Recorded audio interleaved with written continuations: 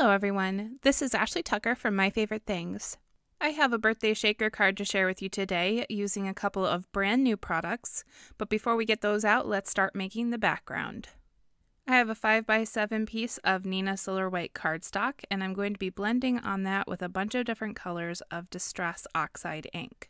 This first color that I'm using is Peacock Feathers, and after that I'm going to be blending some tumbled glass, and I'm going to go back and forth between those colors until I get a nice blend.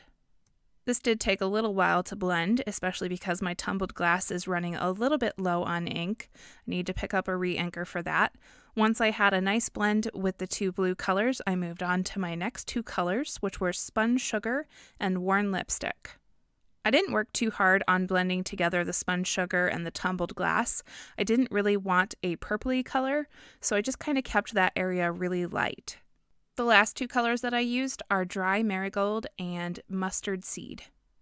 Next I grabbed this pearlescent white watercolor. This is from the Gonzai Tombi watercolor set, and I'm going to be using a small paintbrush in order to flick some droplets of this watercolor onto my background. It's difficult to see in the video, but because this is a pearlescent white, once the paint dries, these little droplets are going to have a really nice shimmer to them in the light. Once the background was dry, I put it in my MISTI, and I used this Happiest Birthday sentiment stamp, and I stamped that with VersaFine Onyx Black ink. This is a pigment ink, which means that it stays wet for a long time, so you can emboss with it. So right after stamping the sentiment, I went over it with a clear embossing powder and I heated that up, and that makes the dark black ink even darker, and it also makes it nice and shiny. Alright, so next I grabbed a few of these little critters from the Balloon Besties stamp set, and I stamped those using a Copic-friendly black ink. I'm not going to show a lot of the Copic coloring today for this video. If you are interested in how I do my Copic coloring, you can check out some of the other videos that I do on the My Favorite Things channel where I do go more in depth on the coloring. One thing I will say about the coloring is while I was picking out colors, I made sure to use neutral colors or pick colors that are already in my background. Using a consistent color palette on your card is a great way to design in a more visually compelling way. Once the coloring was done, I used the coordinating dies to cut those out, and then I set them aside and I created a frame to fit my background. This is a 5x7 frame. You can use either a rectangle die to make one of these, or you can use a ruler and an X-Acto knife. I cut a piece of acetate to fit on the back of this, and I glued it down with some liquid adhesive. Next, I picked out a bunch of different sequins and embellishments, and I sprinkled them on top of my background to fill up my shaker.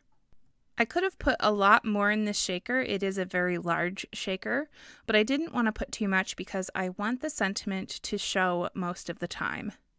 Once I had those placed, I doubled up some foam tape so that it was twice as thick, and I placed it all around the edge of my frame, and then I placed that frame right on top of the background. And if you do happen to not place the frame completely straight, and you have a little bit of that background showing on the side, you can just take some scissors and very carefully trim that background edge so that it's not showing behind the frame. I made a 5x7 card base, and I used my tape runner to adhere the shaker onto the card base. I always find it easier to line up panels with my card base by placing both of the bottom edges onto my desk and pushing the two panels together. That might not be the easiest way for everyone, but I find that it works the best for me. I know that some people like to use their MISTI tool to line up panels, and that is another good option. As you can see here, I grabbed my three little critters that I colored in earlier, and I'm adhering them onto the front of my card using some liquid adhesive. I tried to kind of place them so that they're surrounding the sentiment. It's a little bit weird with the one on the bottom. It kind of looks like the balloons are dragging him away, but maybe there's just a gust of wind right there. I did make sure that I used 3 critters because the magic number in design is 3. Your eye really likes to look at 3 things and make a visual triangle. The last thing that I did to finish up this card is I took a white gel pen and I added highlights and details to the three critters. I feel like this step is really necessary, especially when you have balloons, because adding highlights to balloons just makes them look a lot more realistic and balloon-like. I didn't want to add a lot of embellishments to this card like I normally do because it is a shaker card, a full shaker card, so it already has a lot of embellishments to it.